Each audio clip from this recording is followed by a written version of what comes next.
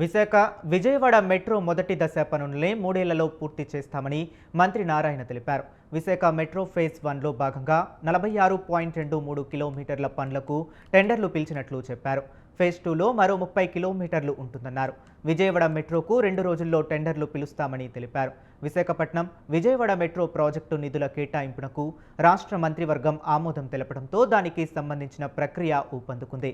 Metro project పర్యవేక్షణ, సాంకేతిక సహకారంపై కన్సల్టెన్సీలతో అవగాహన ఒప్పందం కుదిరింది. మంత్రి సమక్షంలో AP metro rail corporation, Sista, టిప్సా కన్సల్టెన్సీల ప్రతినిధులు అవగాహన ఒప్పందాలపై సంతకాలు చేశారు.